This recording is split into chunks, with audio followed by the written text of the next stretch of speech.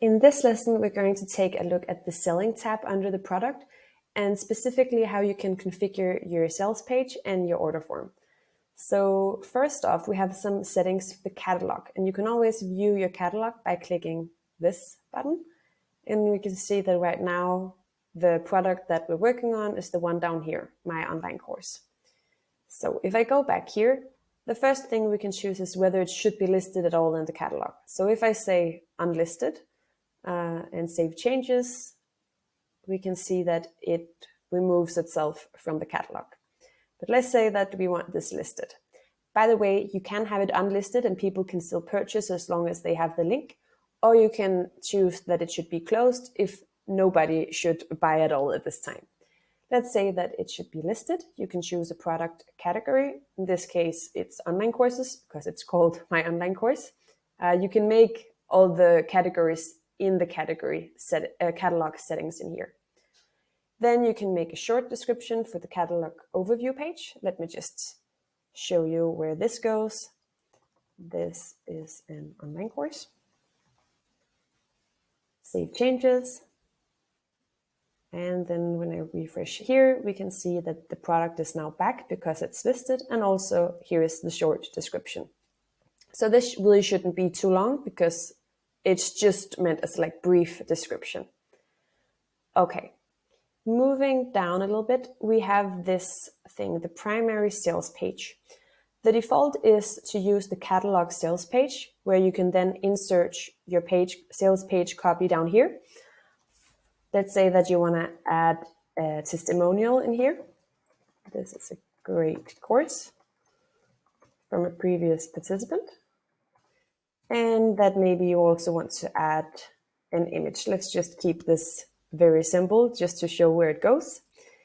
And hit save changes. Open the catalog again. And the thing I just inserted is if people click on the Learn More tab, the Learn More button in here. So learn more, and you can now see this is the testimonial that I put in, and this is the image.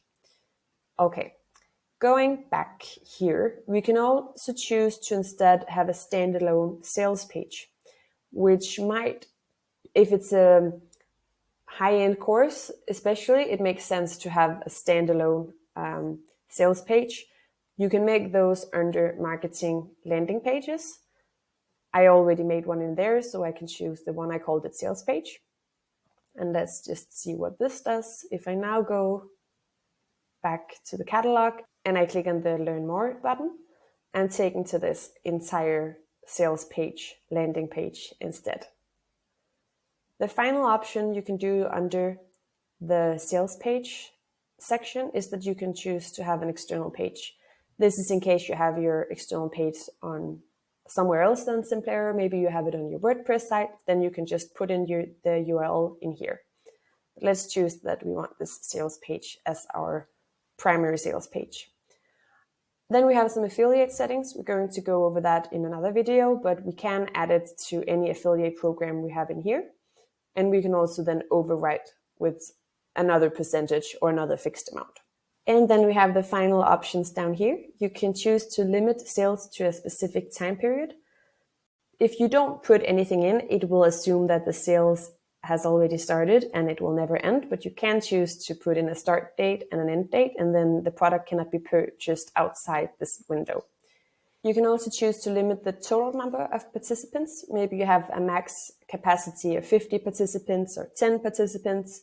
Just put the number in here, let's say 10 for this, and we can save changes. The final thing I want to show you on this page is what to do if the product is either closed or sold out. You can then write a message down here for people who are trying to purchase, telling them that the product is closed or sold out. You can offer them to subscribe to a waitlist if you have a waiting list configured, or you can instead redirect to another URL. So you can redirect them to your website or something else. What's important here, it says so down here as well. If you put in a message in here, it will overwrite the redirect to another URL. So if you want to redirect them to another URL, make sure not to put anything under message. Okay, let's click Save Changes and see if there's anything we missed in here. I don't think so. And that's really all you need to know for this sales page. Now, another tab I want to go through in this video is the order form tab. The order form, you can also choose to use that as a sales page by adding a custom copy for the order form. So you can choose to add content before the form, after the form, or in the sidebar. So let's just say this shows before the form, this shows after, this is in the sidebar. And of course, you can be more creative with this. You can insert images, links, whatever you want, different sort of titles, and then you can save changes. And let me just show you where this goes, because if we go back to the catalog and we scroll down here, now if we click learn more, we will be redirected to the landing page, the sales page. But if we click buy now, we're then redirected to the order form, where we can see this shows before the form, this shows after, and this is in the sidebars. So you can actually get in a lot of extra information on the order form. If you don't want it to be completely naked, you can definitely insert a lot of extra stuff in here and use that maybe even instead of a sales page. And that's all for this video. I hope that you will get started on creating some beautiful sales page and order forms.